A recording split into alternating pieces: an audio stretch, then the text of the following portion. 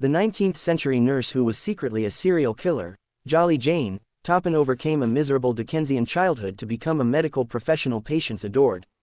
She was also slowly murdering them one by one. Honora Kelly was 6 years old in 1863, the year her father surrendered her to the Boston Female Asylum. Her mother had died of tuberculosis, and that grief, along with the overt discrimination Irish immigrants faced in the United States, drove her father, Peter Kelly, a tailor, into poverty and alcoholism.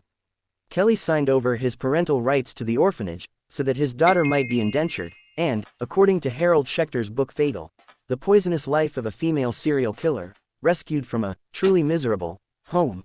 There was a rumor that a few days afterward, Kelly the Crack, as he was widely known, became so exhausted by life that he sewed his own eyelids shut.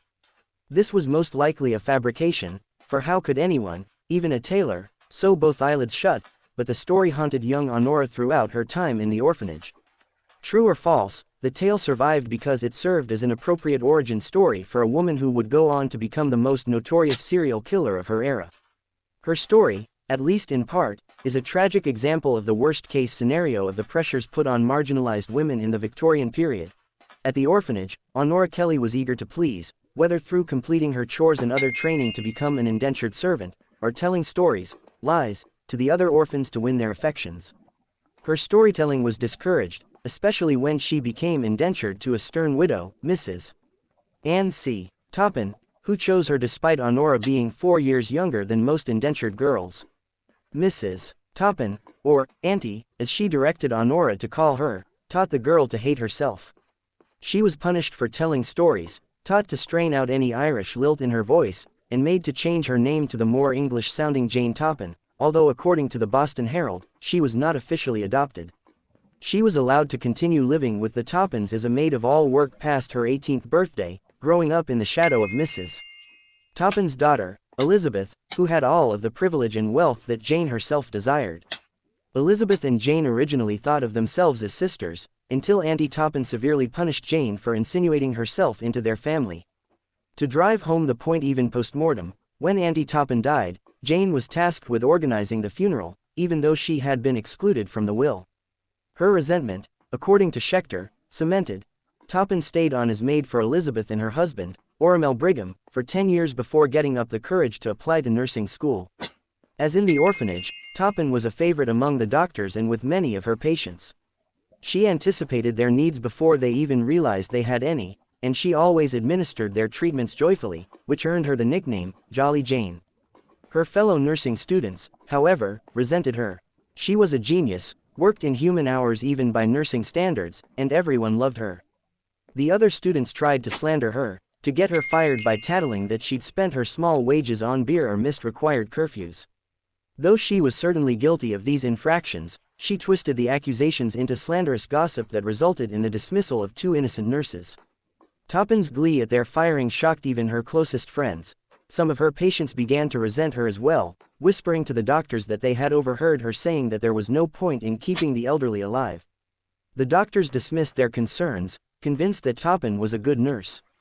If many of her patients died, well, it was an era when lots of patients did just that, expiring due to complications from experimental procedures, from sepsis or other common infections, but Toppan was killing them too. According to the testimony of one of Toppan's only surviving victims, Amelia Finney, as recounted in Fatal, Finney was in excruciating pain after having had a uterine ulcer burned off with silver nitrate. When Toppan heard her wails, she came into Finney's room and sat on the edge of her bed. "How are you feeling?" she asked. "The pain. I can't bear it." Finney's wrists twitched involuntarily. "Please. A physician." Toppan smiled and said, "There is no need for that. I have something that will make you feel better." Finney heard a tablet fall into the glass of water beside her, too loud, as sounds are magnified in fever, heard the spoon tap the bottom of the glass as it stirred, and heard the slight scrape as Toppan lifted it. Toppan slid her arm under Finney's pillow and lifted her head. "Here," she said, "drink this." The bitterness dried her mouth, and Finney assumed that it was medicine to make her pain subside. But in fact, it was atropine, a belladonna-derived medicine that, combined with the waning effects of an earlier morphine administration, accelerated the effects of both. Finney's vision dimmed almost immediately. Her breathing grew slow and labored, and she assumed she was hallucinating as she felt the coolness of the air as her bedclothes were pulled back. She felt the mattress sag under Toppan's weight and the nurse's cool hands stroking her hair away from her cold, sweating face. Toppan balled Finney's hair in her fist, pinned her gently to the pillow. She pressed her lips against the white, warm neck she had exposed. Toppan kissed the jawline of her patient, watching her throat gasp for air. Toppan felt heat blooming beneath the ribs of her corset, in her hips. With her free hand, she turned Finney on her back and peeled open her eyelids to see how dilated her pupils were. Her own breathing raced as Finney's grew more labored. Toppan knelt up, reached for the water pitcher and atropine, and lifted Finney's head again. When Finney felt the glass against her lip, she clamped her mouth shut. "Come, dear, drink just a little more," Toppan said, in a low voice just above a drone, but Finney twisted her head away. Another nurse came down the hall just in time, and Toppan moved away from Finney. In the morning, out of shame, Finney attributed the scene to a fever dream and told no one. It was not long, however, before the doctors could no longer ignore the complaints against Toppan, no matter how convinced they were of their falsity. In her later confession, Toppan estimated, "Perhaps it was a dozen people I experimented on in this way. But you mustn't think I killed all the patients under my care in the hospital. I nursed back to health some very bad cases of typhoid fever."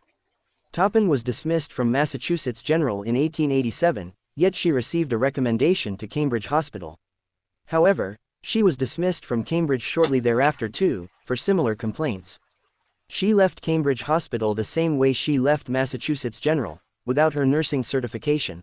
When she was later asked about her loss of credentials, she told the Boston Daily Journal, "I don't care. I can make more money and have an easier time by hiring myself out." And with her unflagging self-assurance, she did that. Toppan served in many homes as a full-time direct care nurse, and when she tired of caring for her fussy, elderly patients, she overdosed them, first on morphine and then atropine, drugs with counteracting symptoms that helped her experimentations go undetected. She revealed in her confession that she did not do this quickly, but rather she savored the power of pushing her victims to the brink of death and then bringing them back to life, all the while observing the effects. In the summer, when not serving individual patients, Toppan stayed at the Jashan House, a bed and breakfast in Cape Cod, as the on-call nurse for the Davis family. Though they were upper middle class, the Davis family had been somewhat ostracized by society. The patriarch, Alden, defended the religious sect leader Charles Freeman, after Freeman had allegedly heard the voice of God telling him to murder his daughter Edith decades before. Toppan was nonetheless happy to summer at the Jashan House, where she ran up an unignorable debt. Toppan also shocked her foster sister, Elizabeth Brigham, by inviting her to visit. Toppan treated her to a picnic by the lake before they went back up to the guest house for a drink of water. She popped the caps on 2 bottles of Hunyadi Llanos, her favorite brand of mineral water, and added tablets of morphine to its already bitter taste. Elizabeth went into a coma, and Toppan called her husband, Oromel, while continuing to gradually add to the dosage of morphine with injections that should have allegedly, according to Victorian science, eased her pain. Elizabeth Brigham died shortly thereafter.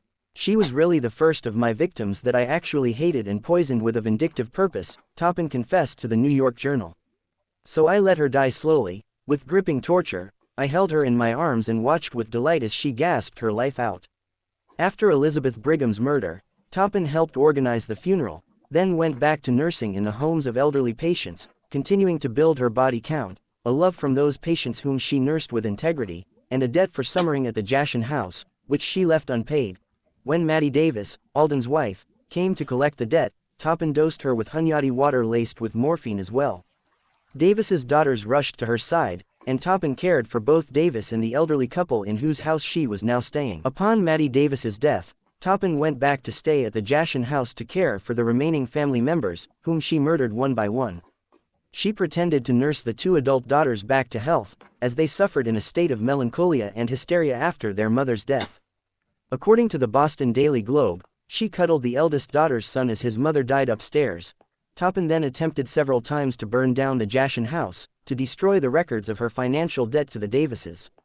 Though Alden Davis had always found it difficult to sleep, his new status as a lone widower intensified his insomnia, and he was awake to smell the smoke and extinguish the numerous fires. Each time that Toppan realized her failure, she faked panic and helped him thwart her own arson. Finally, she returned to her favorite method of murder, and killed the elderly patriarch with another overdose. Toppan then fled to Catawba, Massachusetts, intending to seduce and marry Oromel Brigham, Elizabeth's widower. But Oromel, and now law enforcement as well, was suspicious of Toppan. When her first attempt to poison Oromel failed, he ordered her from the house. Instead, she climbed to the attic apartment where she had lived as a girl. She later said that, walking into that room, she felt as though she were entering a hot, heavy fog. She sat lightly on the corner of her bed and reached into her medicine bag for the bottle of morphine. She emptied the tablets into her hand, counted out 30, and swallowed them 2 at a time. Oromel discovered her before the drug took full effect and called doctors who purged the morphine from her system. When she awoke, she injected herself with morphine and tried to kill herself again. "Why did you do that?" the doctors demanded after they brought her back from the brink a second time. "I'm tired of life," she said, according to the New York Journal. "I know that people are talking about me. I just want to die." People were talking about her. In fact, according to the Boston Herald, when she was checked into the hospital, Detective John S. Patterson was undercover in an adjoining ward, investigating the deaths of the entire Davis family. Toppan was arrested shortly after her discharge from the hospital, on Tuesday, October 29, 1901. During her incarceration, she received many letters of solidarity from patients and doctors alike. A childhood friend even acted as her defense attorney. When she was convicted, with a verdict of guilty but insane, Toppan was reportedly unconcerned. She said in her confession, "How can I be insane? When I killed the people, I knew that I was doing wrong." As detailed in Fatal, Jane Toppan lived out the remainder of her life at the State Lunatic Hospital at Taunton in Barnstable County, Massachusetts, where she eventually suffered from dementia.